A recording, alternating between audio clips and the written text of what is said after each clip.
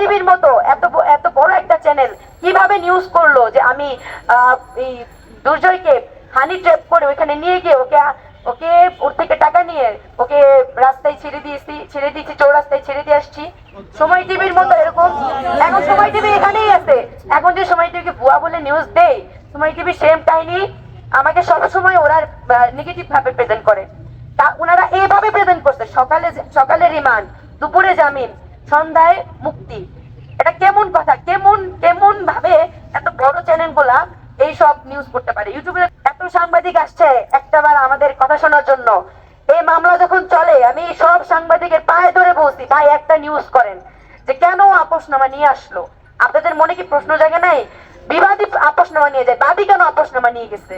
আপনাদের মনে কি এই প্রশ্নটা জাগে নাই? কেন আপনারা এখন আসছেন? আগে কেন আসছেন না? 11 দিন যখন জেলে ছিলাম কোন সাংবাদিক কেন নিউজ করে নাই যে তাহরিমা কেন 11 দিন ধরে জেলে? কেন এই প্রশ্নটা করে নাই?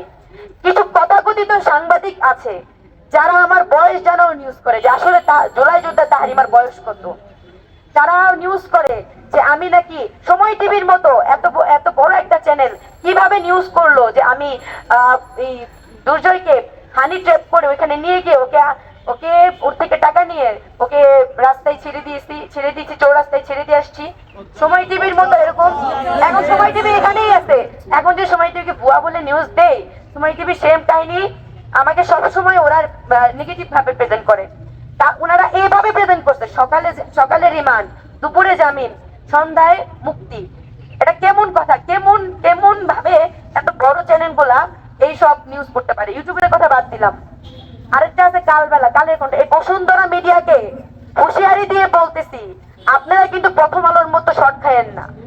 বারবার বলতেছি, আমরা কিন্তু হাজি ভাই চলে গেছে, কিন্তু হাজি ভাই আমাদেরকে শিখাই দিয়ে গেছে কিভাবে কোন সময় কি করতে হবে। আপনারা দয়া করে এতটুকু আপনাদের কাছে রিকোয়েস্ট, আপনারা ভালো হয়ে যান, নয়তোবা আপনাদের উপর আমার স্টুডেন্ট বা আমাদের যে ক্ষোভটা সেটা প্রকাশ হয়ে যাবে অতি শীঘ্রই। আমাদের আসলে জেলে নেওয়ার ব্যাপারটা আরেকটা কথা। আমার সাথে জেলে আরেকটা মেয়ে ছিল, সে হচ্ছে জগন্নাথ ইউনিভার্সিটির স্টুডেন্ট, তানজিলা তাবাসসুম, অর্থনীতি নিয়ে পড়তেছে সেকেন্ড ইয়ারে। ওই মেয়েটাকে পুরো গুম করে রাখা হয়েছে। আমার ফ্যামিলি তো জানতো যে আমি জেলে, কিন্তু ওর ফ্যামিলি জানে ও হলে, ওর ওর ইউনিভার্সিটি স্টুডেন্টরা জানে ও বাসায়। এইভাবে স্টুডেন্টদের মুখ কেন বন্ধ করা হচ্ছে? ওই মেয়েটাও সেম আমার মতো প্রতিবাদী কণ্ঠ ছিল, আমাদের মতো প্রতিবাদী কণ্ঠ ছিল। ওই মেয়েকে এভাবে জেলে গুম করে রাখা হয়েছে, ওর ফ্যামিলিও জানে না, ওর ইউনিভার্সিটিও জানে না। এইভাবে আমাদের কণ্ঠ রোধ করে রাখা হয়েছে কেন? কে এই উপর লেভেলটা? কে যার জন্য আমাকে আমার ফ্যামিলির সাথে সাক্ষাৎ বন্ধ করে এভাবে টর্চার করা হয়েছে? এই উপর লেভেলটা কে যাকে তদন্ত রিপোর্ট ছাড়া কিভাবে মামলা লেখানো হয়, তদন্ত রিপোর্ট ছাড়া কিভাবে রিমান্ড দেওয়া হয়? 17 বছর হয়েও কেন রিমান্ড খাইতে হয়? এই প্রশ্নগুলো আমার থাকবে এই সরকারের কাছে।